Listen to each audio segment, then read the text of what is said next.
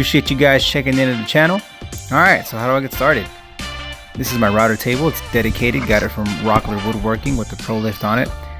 Helps you like really fine tune up to the 32nd when you're raising up and down the router. First things first, always start with scrap wood. Always, always, always. Now the bit that I have on here is a feud bit. It's a 2-piece bit to make shaker style cabinets. The first thing you're gonna do is you gotta build your rails and your stiles. You'll see right here, I have my little cutlass on the left and all the pieces of wood. Now, relatively easy, you gotta run all your pieces of wood through there. After that, I gotta change the bit out to the second piece.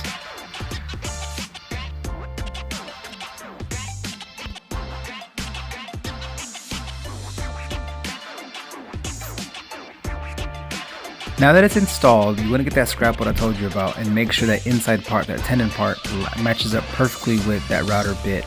This is going to make everything all nice and neat and aligned.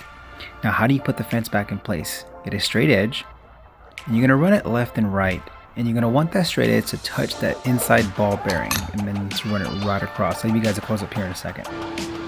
There we go. You should see that ball bearing on the inside spin. That's how you know you're perfectly flush and level. After that, put your wood on and give it a spin.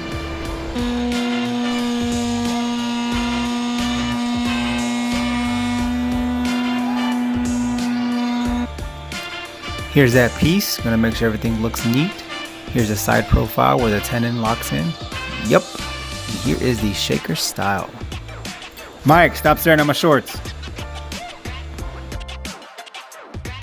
Alright, now I'm ready to cut the rest of my tenons on my cut list. Get it all done in one go. You'll thank yourself later. For the back piece, the customer wanted this country feel to their cabinet doors, so they went with the beadboard. Sure, I'm like, I can do it. Let's make it happen, Captain. Always dry fit your pieces before you glue them down. You will thank me later for this.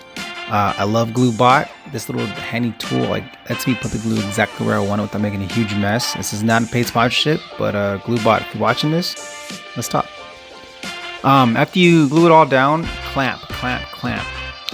I like to clamp down for a minimum of maybe 2.5 to 3 hours. The glue says 30 minutes, but I just go a little bit more than what's needed. I use these George Jensen clamps. Got them from Lowe's. They were on sale. Here's a good close-up of them in action. Man, they work pretty well. I've had really good success with them. And for the price, they're like 12 bucks or something at Lowe's.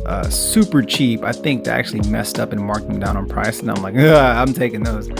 But yeah, no, they work great. So if you need some clamps from your cabinets, you happen to catch them with the pants down, no pun intended, take advantage of it. Giggity. But like I said, I'll clamp these doors, give them about 2 hours or so to dry, and then start the sanding process. Typically I average about 7 or so doors about 2 hours. So it's like a little repeat process. Knock out a few doors, sand them a few doors. You can see them in the background kind of hanging out. So as I'm sanding these, those in the background is waiting to dry up. When I sand, I'll typically use, if I have to, an 80 grit to knock out some of the harder, rougher edges, or if maybe it just doesn't come out even like I want them to. And then I'll go back with the 120. Typically all the doors get a 120 on there. If I'm gonna paint them, 120. If I'm gonna stain them, I'll do a 220 grit as well. But these are gonna be painted by the homeowner, not by me. But this still gotta look good. My name's on them. Yet another jig that I picked up from Rockler. This is to set your concealed hinges. Dude, I love this thing because once you set it, I can knock out all my doors. Even the Forester bit, it's got a setting so where your depth's going to be the exact same time. I always take 2 pieces, always test fit just to make sure, even though I use the exact same hinges every single time.